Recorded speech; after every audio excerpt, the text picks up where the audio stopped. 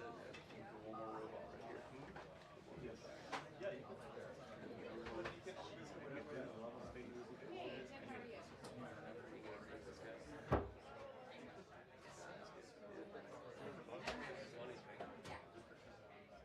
Yeah, I don't know how many years I've seen them. I see some White House. I know. That's it. These men who see those all wherever. That we need to show you. I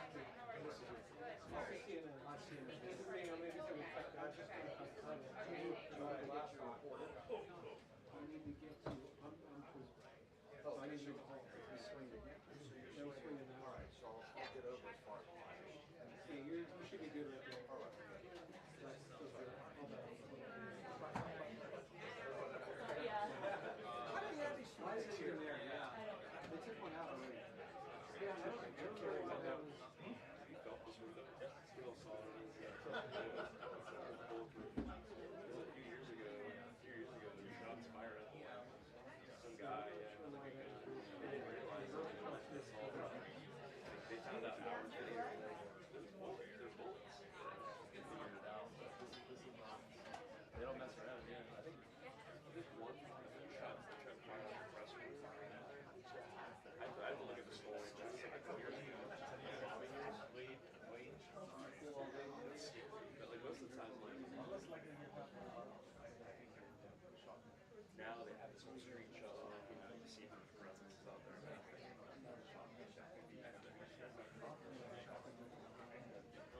You see a cat a little kitty cat with serious one of these reporters grabbed it, brought it in here, and they got the owner came and said, Oh yeah, Sophia the cat. Sophia the cat, you saw that? Yeah, I was bummed because I got here like 30 minutes later, so I didn't get to meet her. Saw the pictures. I like to think our adversaries are like, all right, we can put a camera on a cat or something.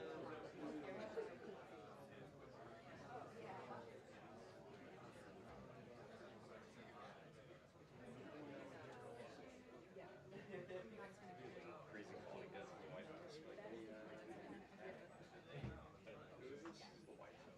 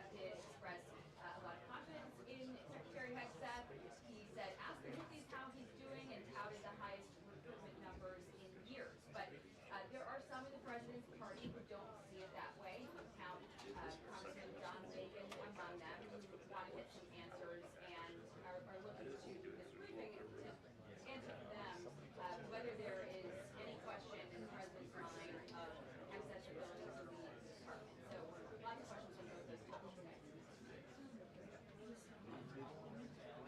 I just like having our force. So fun. Oh my god. It was so physical.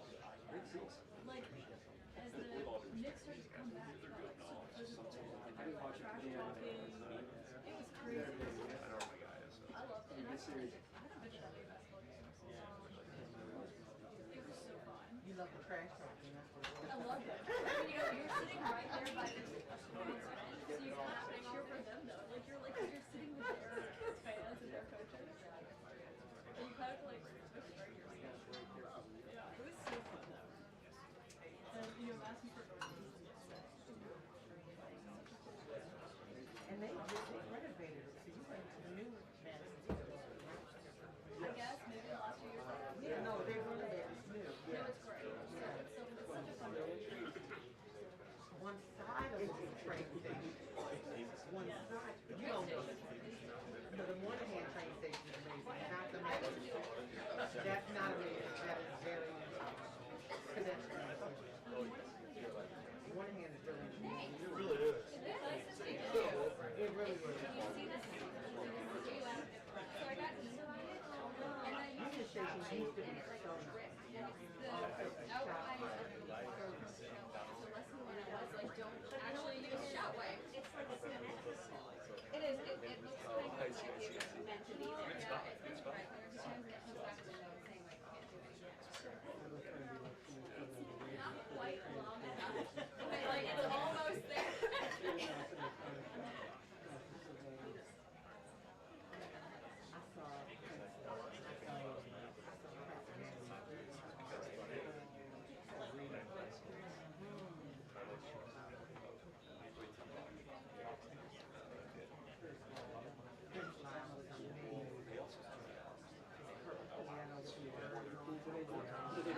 No, I didn't.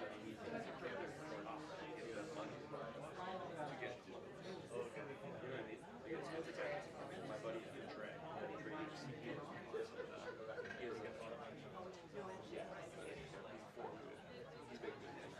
he also has just for like how nice the pay was dress. It's probably like $1,000 something. Which whole brand here, so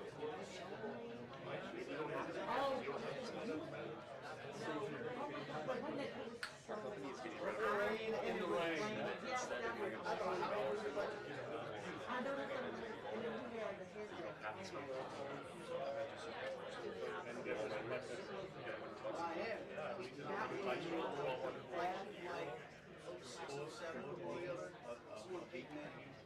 I'll take a 2% raise. 1% raise.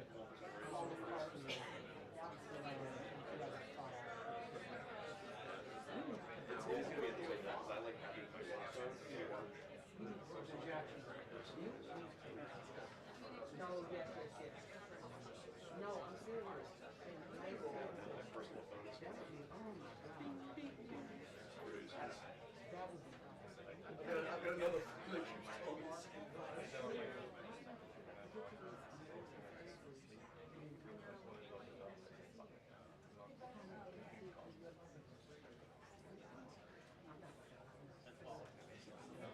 My new favorite ones is I put it on for this, just like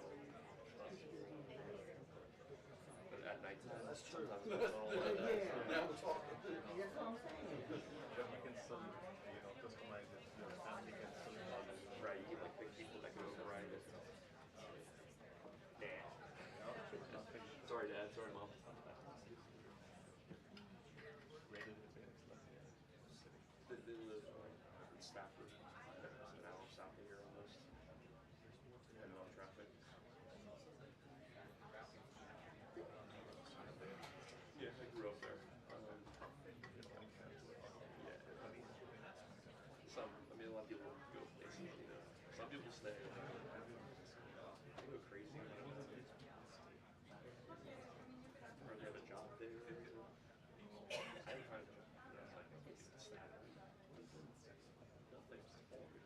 That's right, Kevin. You go to Applebee's. You can see that from there. Yeah, if you hold it closer, I can also. I think I like the city. I like the city. But Arlington, so there's no. That's correct. Yeah. I'm in Falls Church.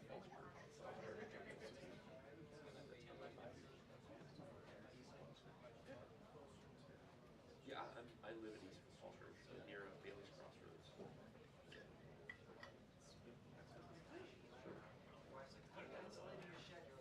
A lot of Ethiopian places, big community there, big community there, Ethiopian. Food's good. But there's no metro. No metro. It's like in a metro. Silver Line goes through like Clarendon, like towards Reston. What do you want to do? Then blue and yellow just goes south to Springfield. So in between is just There's nothing. the cemetery. Yeah. You gotta do run over the cemetery. But I take my truck. I just take my truck. I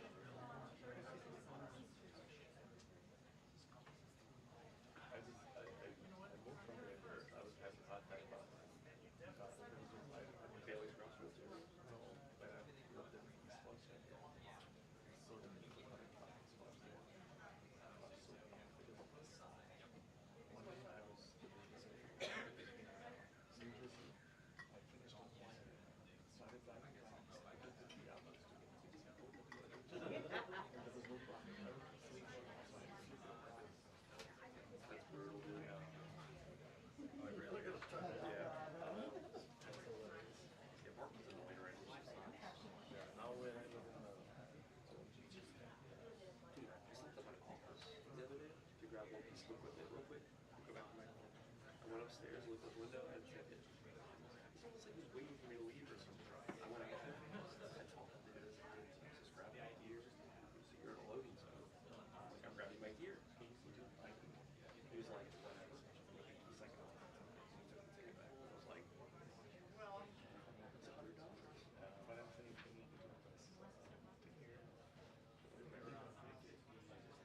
Depends on the parking guy, but usually if you park wrong, they get 2 minutes until the briefing. 2 minutes until the briefing.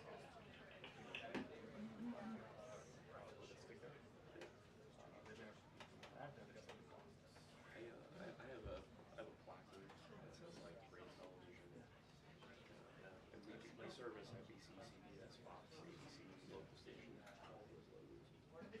They're on my phone.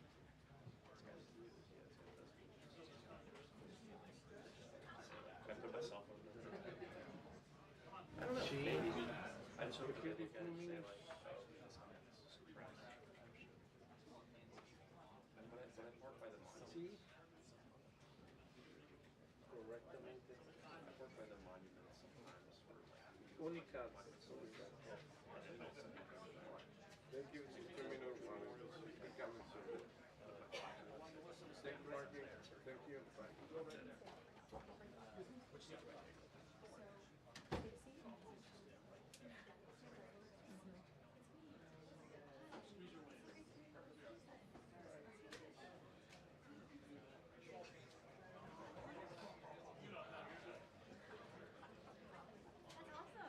So great.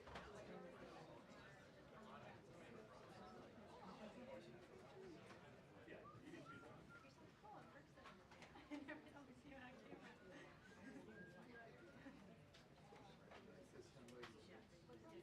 It's gonna play, dude.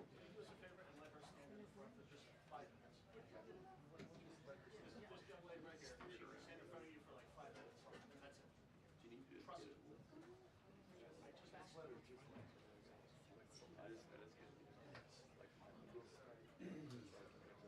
She's retiring.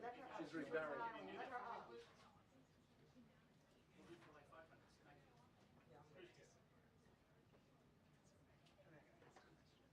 Good job, Be Melissa. part of the photographer too. You were too long on the Melissa. Melissa. Oh, Melissa.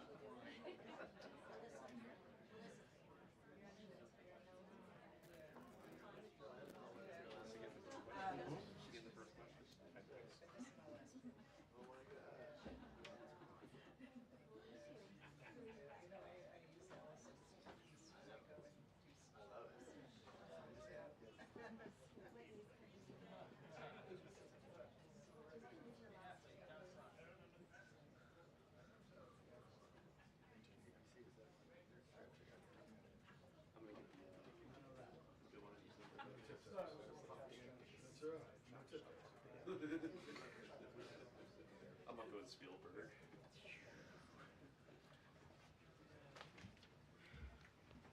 Good afternoon, everybody. Good to see you all. The thoughts and prayers of the entire White House remain with all of the Catholics around the world who are mourning the death of Pope Francis.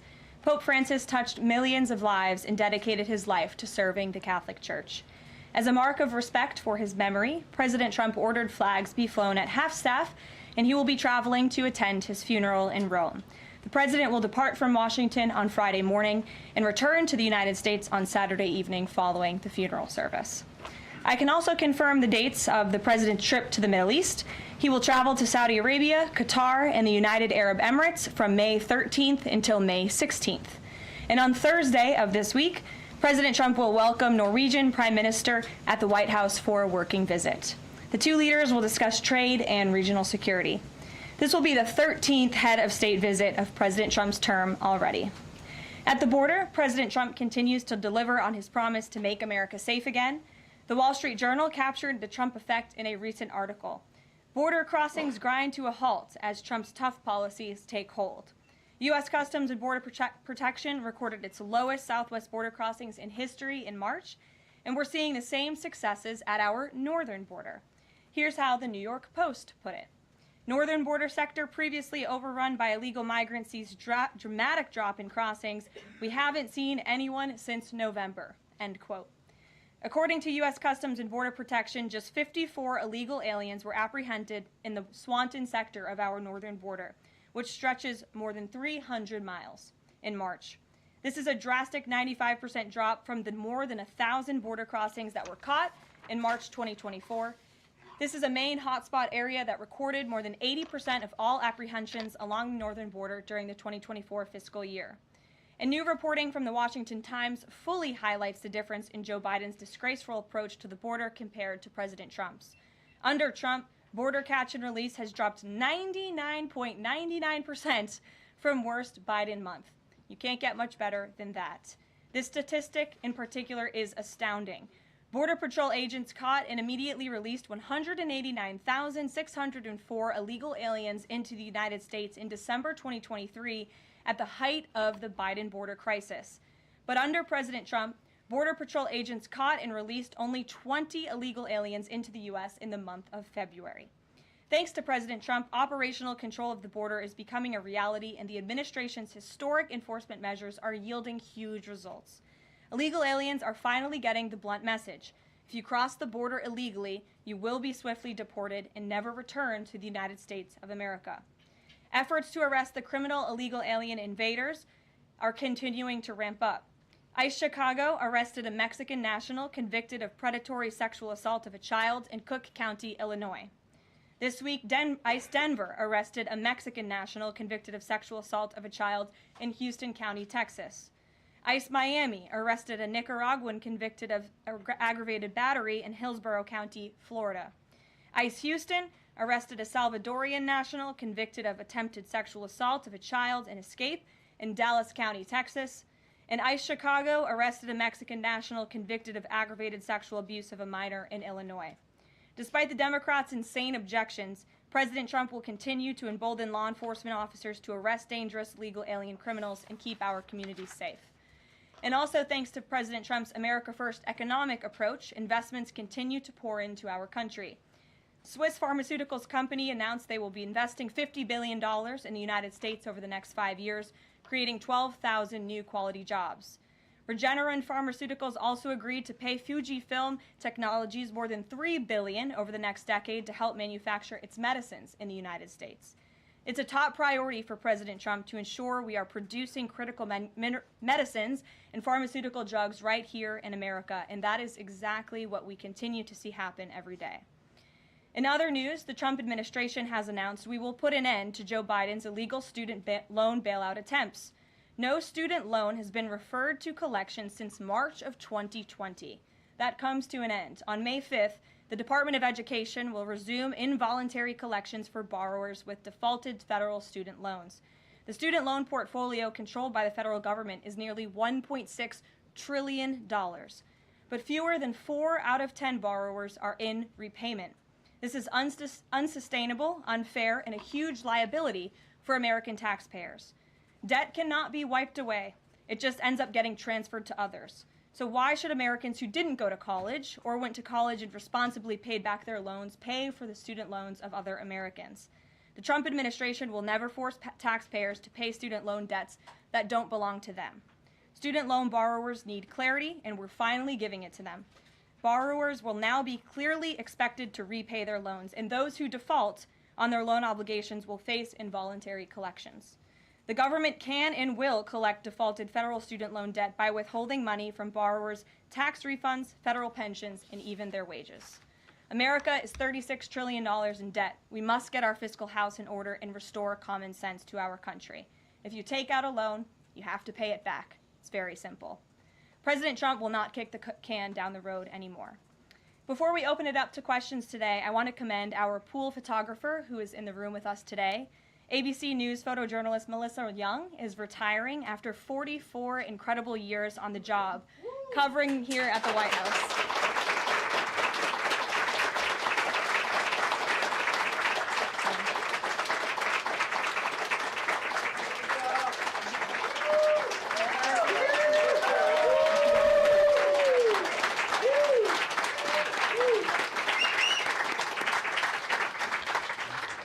Melissa, congratulations. You have the largest round of applause I've ever heard in this room. So there's something we can all agree on, and you've had an incredible career here covering the White House. So congratulations to you, and we hope you enjoy retirement.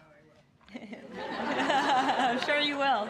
And everybody else in the room will be very jealous of you as you're enjoying your rest.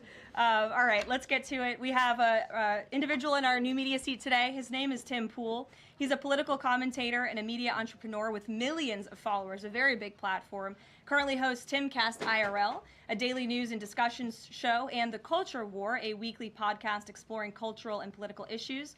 His programs feature in-depth conversations on topics such as free speech, censorship, identity politics, and societal change, often engaging with a diverse range of guests. He's in Washington today because we are also hosting a local media row across the street in the Eisenhower building, which is a testament to our commitment to bring new voices into the White House to cover the president and this administration. So Tim, why don't you kick us off today? Yes. Many of the news organizations that are represented in this room have marched in lockstep on false narratives, such as the Very Fine People hoax, the Covington smear, and now what's being called the Maryland Man hoax, where an MS-13 gang member adjudicated by two different judges, I believe, is just simply being referred to as a Maryland man over and over again. Now, in an effort from the White House to expand access to new companies, you've created this new media seat. So I'm wondering if you can comment on following this expansion, you've had numerous outlets disparage the companies that you've had sit here, as well as the reporters. I'm wondering if you could comment on the unprofessional behavior, as well as elaborate if there's any plans to expand access to new companies. Sure. Well, we certainly welcome diverse viewpoints in this room, which is one of the reasons we have you in here, and there's many new faces in this room in comparison to the previous administrations. We want to welcome all viewpoints into this room. We welcome unbiased journalists who really care about the truth and the facts and the accuracy, and you rightfully pointed out the Maryland Man story, which I, from this podium, when The Atlantic published it, on that very first day, I came to this podium and said, this is wrong. The press in this room have this story wrong, and we have seen more and more evidence come to the table that we have had all along. We were always right. The president was always on the right side of this issue to deport this illegal criminal from our community. And it is despicable to see the media continue to refer to this individual as someone who is just a peaceful man living his life in Maryland. This was and always has been an illegal criminal, an MS-13 gang member, and a designated foreign terrorist. And the administration maintains our position to deport these individuals from our community. So thank you for being here, Tim. It's great to see you. Thank you. Dasha, why don't you kick us off? Thank you, Karoline. You're welcome. I really appreciate it. I have two questions, one on the Pentagon and another on the economy. You said on Fox News that the entire Pentagon is working against Secretary Hegseth, but the people who were fired were Hegseth's own guys. So how do you square that, and what do you say to concerns that that's bad management? They were Pentagon employees who leaked against their boss to news agencies in this room, and it's been clear since day one from this administration that we are not going to tolerate individuals who leak to the mainstream media, particularly when it comes to sensitive information. And the Secretary of Defense is doing a tremendous job, and he is bringing monumental change to the Pentagon. And there's a lot of people in this city who reject monumental change, and I think, frankly, that's why we've seen a smear campaign against the Secretary of Defense since the moment that President Trump announced his nomination before the United States Senate. Let me reiterate, the President stands strongly behind Secretary Hegseth in the change that he is bringing to the Pentagon, and the results that he's achieved thus far speak for themselves. Is there an FBI investigation into the leaks? The Secretary said that these people would be prosecuted, so is the FBI investigating? You'd have to ask the FBI, you have to ask the Department of Justice on what they plan to do, but certainly we take leaks with the utmost seriously across this administration. You've seen people fired from the Department of Homeland Security. The President has made it clear it's an unacceptable behavior. On the economy, Caroline, Peter Navarro said that it's perfectly possible to do 90 deals in 90 days. We haven't seen one just yet. How soon might we see a deal, and what evidence can you share that progress is being made in these trade negotiations? Sure. Well, I spoke to our entire trade team this morning. There is a lot of progress being made. We now have 18 proposals on paper that have been brought to the trade team. Again, these are proposals on paper that countries have proposed to the Trump administration and to our government. You have Secretary Bessent, Secretary Lutnick, Ambassador Greer, NEC Director Hassett, and Peter Navarro, the entire trade team, meeting with 34 countries this week alone. We are moving at Trump speed to ensure these deals are made on behalf of the American worker and the American people. And just yesterday, it seemed to get a little bit lost in the news, and I think it's a disservice to the American public that it did. The Vice President announced terms of reference for a trade deal with India. That is a big deal. We know when we look at the numbers, the monetary trade barriers and the non-monetary trade barriers from India, they have been ripping off the United States and American workers for a very long time. So the fact that the Vice President with Prime Minister Modi on that trip in India announced these terms of reference, which is essentially a framework to move the ball forward to sign a good trade deal between our two nations, is great progress, and it speaks to the work ethic and the real labor that's being put into this effort by the President's trade team. Sure. Go ahead. The proposals that you talk about, is that enough to extend the pauses on these reciprocal tariffs, or does the President need to see, these deals inked and signed to offer any sort of additional extension beyond the 90 days? Well, look, ask me in July when the deadline hits. I know I'll be answering those questions from all of you in this room. There's a lot of time left, and the President's trade team is working, again, at Trump speed as quickly as they can to ensure that these deals can be made. Are any of those conversations yet with China happening? I actually do have something to share on that. I asked the President about this before coming out here, and he wanted me to share with all of you that we're doing very well in respect to a potential trade deal with China. As I mentioned, there have now been 18 proposals in more than 100 countries around the world who are wanting to make a deal with the United States of America, and the President and the administration are setting the stage for a deal with China. So we feel everyone involved wants to see a trade deal happen, and the ball is moving in the right direction. Sure. Setting the stage for a deal with China, what does that mean? Has the President spoken directly with Xi yet? I don't have anything to read out on a direct talk between the President and President Xi, but we will continue to keep you updated. And Secretary Bessent reportedly today told investors that this trade standoff with China he expects will be de-escalating soon because, as he described it, reportedly the situation is unsustainable. Is the President considering taking steps to de-escalate the situation with China? Again, I just read you words directly from the President of the United States. Those are moments ago. That's where his head is at right now. Caroline. Sure. Caroline, I have two questions, one on immigration and one on China. First on immigration. Roughly how many illegal immigrants and aliens do we have in our country, and how many does the administration plan on deporting? Sure. Well, you'd have to ask the Department of Homeland Security for a specific number, but we suspect it's definitely in the millions, perhaps upwards of 20 million people that were allowed into the country illegally by the previous administration. And the President and his team are focused on deporting as many as we possibly can, and they are moving as quickly as possible. The President's team has made it clear we need more funding from Congress to do more. We need more ICE agents out on the ground doing this very important work. And we also need rogue district court judges to stop acting as judicial activists, trying to block the administration from deporting illegal criminals from our nation's interior. The American public elected the president to do this, and he's following through with that promise. And we have over 250,000 Chinese nationals in our country right now on student visas. Does the administration believe there's any national security concern when it comes to those over 250,000 Chinese nationals in our country? Well, as you know, when it comes to foreign visas, the Secretary of State has the right to revoke visas of those who we feel are acting in a adversarial way to our foreign policy interests here in the United States. He has that authority according to the Immigration and Nationality Act. So I would defer you to the State Department for any individual case, but they are looking at individuals who are given the privilege of being on a visa in our country, and if they are acting, again, adversarial to our foreign policy interests, their visa can be revoked, and they should be aware of that. Sure, go ahead. Yes, I'm calling on you. Thank you, Caroline. You're welcome. Over the last few weeks, several countries have warned their citizens about travel to the U.S., and the Department of Commerce's own stats know that show that from a lot of countries, the number of visitors is falling. Does the White House have any message for people that might be reconsidering business or tourism travel to the U.S.? Where did you see that report? With the statistics coming from the Department of Commerce. Said what? It's hard to hear you. Sorry.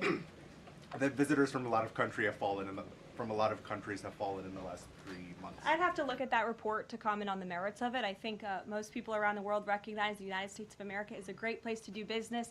It's a beautiful place to visit, and they should certainly come here because it's a much safer country than it was 4 years ago under the previous president. Libby, good to see you. A question about this upcoming announcement from HHS to ban food dyes. During the first week of the administration, the FDA announced that it's pulling its plan to ban menthol cigarettes. So 2 questions for you. How do you square a ban on menthol cigarettes being pulled and then announcing this ban on food dyes? And then how does the president feel about this upcoming ban that RFK is going to announce? Sure. Well, look, the Secretary of Health and Human Services, the president nominated him because he trusts him to make this country healthy again. It's not just a slogan. It really is a movement that has broken ground across the country. There's millions of people who believe in RFK Jr., Secretary Kennedy, and what he's doing. I don't want to get ahead of HHS with this historic announcement later and the details of it, but obviously the Secretary feels that he has reason and evidence to announce the ban on artificial dyes later, and I'll let him speak to that this afternoon. Phil. The president started the process of reclassifying more than 50,000 federal employees as Schedule F. We've already seen him march through a number of government agencies. I'm curious, should we expect mass firings, or is this a case-by-case approach, a scalpel or a sledgehammer? Well, look, as you saw on Friday, the president put out a statement about it. The Office of Personnel Management reclassified workers. They're now called scheduled policy/career. And all the president is trying to do is ensure that federal workers are being held accountable for corrupt behavior. If they are engaging in corruption as a government worker, they should no longer have their job. I think that's pretty common sense. He also believes that bureaucrats should be acting in accordance to the will of the American public, who duly elected this president. Not just this president, but all future presidents. If you work for the government, you should be adhering to the will of the American public and advancing the administration's goals and interests. And if you are not doing that, then you should go find another job whose interests you align with. So as for specific firings, I would defer you to the specific agencies, but the president in this move and Office of Personnel Management, it will make it easier to get rid of rogue bureaucrats who are engaging in corruption. And then another quick question about Google, real quick. A federal court ruled last Thursday that Google's dominance of online advertising and ad tech markets violated U.S. antitrust laws. I know the president has spoken to a number of folks in big tech, and Google's CEO was even at his inauguration. I'm curious, what is the president's reaction to that court ruling? I'll have to ask him, and I'll get back to you, Phil. Thank you, Caroline. You're welcome. John. Thanks a lot, Caroline. Some economic questions for you. Kevin Hassett has been a key economic advisor to the president in both of his terms. In 2022... And he still is. And he still is. He was just in my office. Absolutely. In 2022, he said that the independence of the Fed is super important. That's a direct quote. Is that something that the president subscribes to? Does he still believe in the independence of the Federal Reserve? Well, look, I think the president has made his position on the Fed and on Powell quite clear. The president believes that they have been making moves and taking action in the name of politics rather in the name of what's right for the American economy. The president has the right to express his displeasure with the Fed, and he has the right to say he believes interest rates should be lower. He believes Americans should be able to borrow money cheaper than they currently are right now. And I also spoke to Kevin Hassett about the Fed as well, and he has called into question the Fed's independence and whether they are actually doing things, again, out of the best interest of the economy, or are they doing it for partisan reasons. The president wants to see interest rates lower. He has made that quite clear. We've also seen, if I may, one more, Karoline, just about, I said 2 economic questions, about the dollar. We've seen the dollar at multi-year lows versus the euro and other currencies around the world. Is it the administration's policy for a strong dollar? How does it view the dollar versus other currencies around the world? The president wants to see the dollar remain as the world's reserve currency for our long-term fiscal stability and our economic growth. He's been quite clear about that. Sure. 2 questions. And then to the woman behind you, who I haven't seen before, welcome. Go ahead, Mary. Earth Day and then the Supreme Court, if that's okay. That's right. It's Earth Day. Yes. Happy Earth Day, everyone. I saw the president truthing about the garbage pileup from China in the Pacific, and then I believe Lee Zeldin is headed to San Diego to investigate the pile of sewage from Mexico. Can you speak to what the White House has planned for Earth Day and anything in that arena? Sure. I do have points from the EPA. Administrator Zeldin's doing a fantastic job, and they are always sharing their accomplishments with the White House, which we very much appreciate. He will be traveling. I believe he's in California today for sewage situation. Here you go. Administrator Zeldin met with his Mexican counterpart to discuss steps Mexico needs to take to ensure the water entering the United States is clean and safe.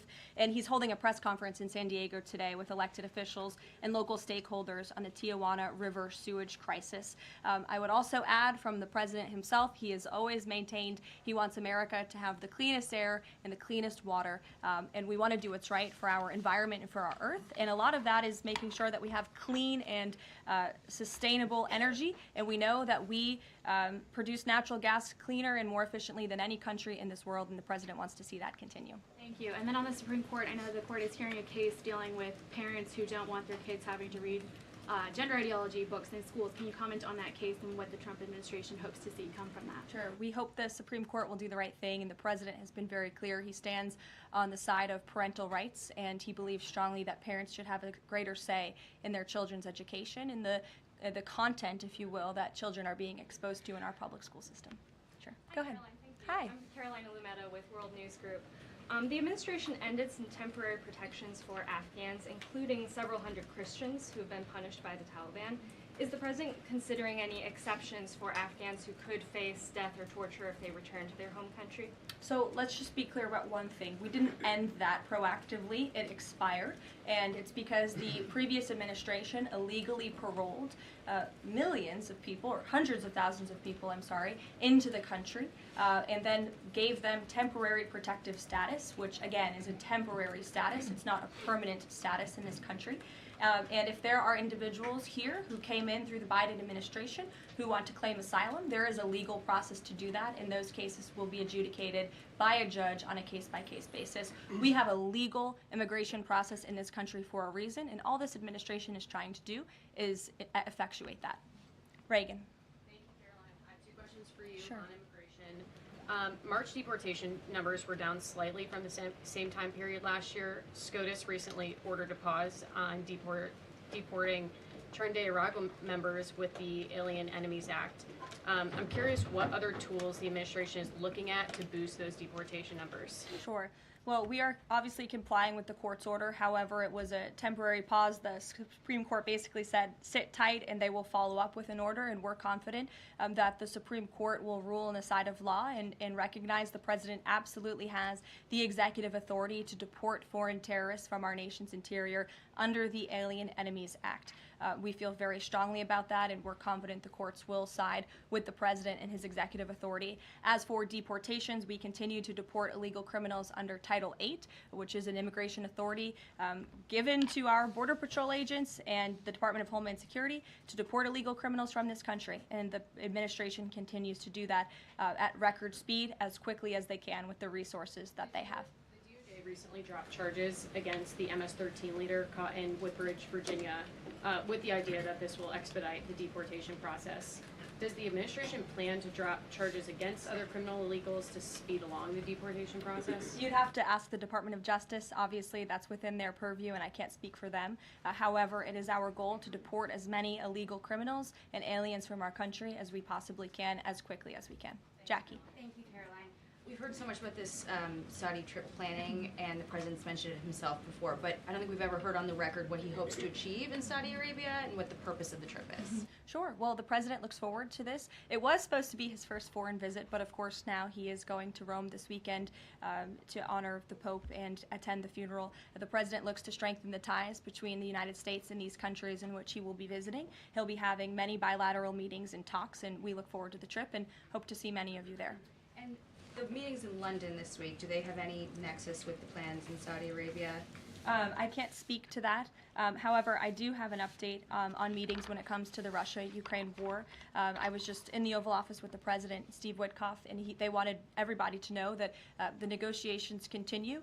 We feel, again, we're hopefully moving in the right direction, and the special envoy, Steve Witkoff, will be heading to Russia again later this week to continue talks with Vladimir Putin. Is that why Rubio is not heading to London? Is he accompanying Witkoff to Moscow?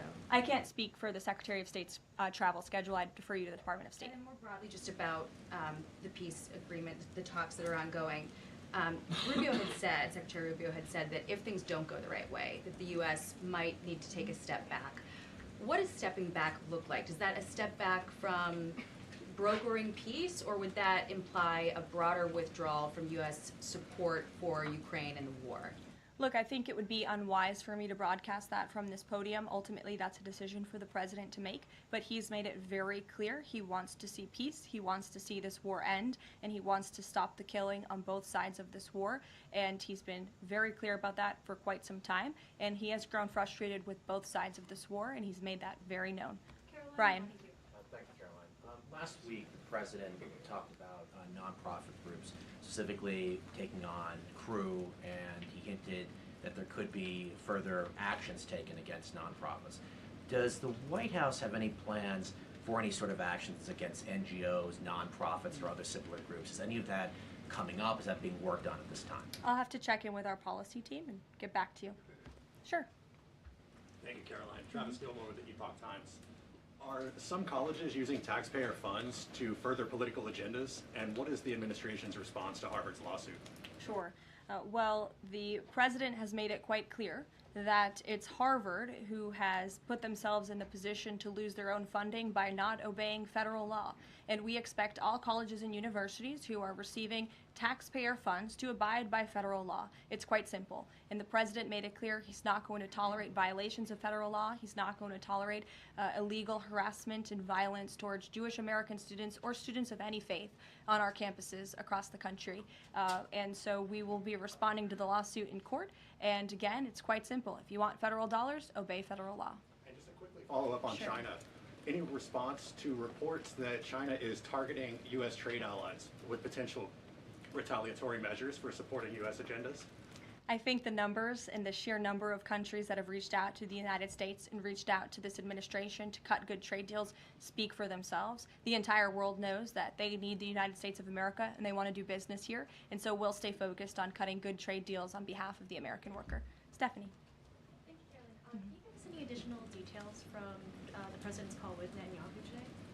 I did speak to the president about it. It was a good call. They spoke particularly about Iran and the negotiations that are underway with Iran and the United States. And the president has made it very clear repeatedly, but I'll reiterate, there is no daylight between the United States of America and the state of Israel. He stands strongly behind our ally. He's made it quite clear when it comes to Iran that we want to see a deal, and Iran has a choice to make. But the president has also made it very clear, and he reiterated that in his call with Prime Minister Netanyahu today about the need for Iran to never obtain a nuclear weapon. I do have one more bit of news that I would like to share with all of you. Just give me 1 second to find it. And it's in regards to the terrorist attack that took place in India earlier today. The president has been briefed by the National Security Advisor, and he's being kept up to speed as more facts are learned. What we know already is dozens were killed and even more were injured in a brutal terrorist attack in a popular tourist location in South Kashmir. President Trump will be speaking with Prime Minister Modi as soon as he possibly can to express his heartfelt condolences for those lost. And our prayers are with those injured and our nation's support for our ally India. These types of horrific events by terrorists are why those of us who work for peace and stability in the world continue our mission. So we'll give you a readout of that call later this afternoon. There's a lot of work to be had. You may hear from the president later this afternoon as well, and we'll see you all later. Thank you. Were any Americans among those dual American citizens? We'll keep you posted. Yeah, thanks.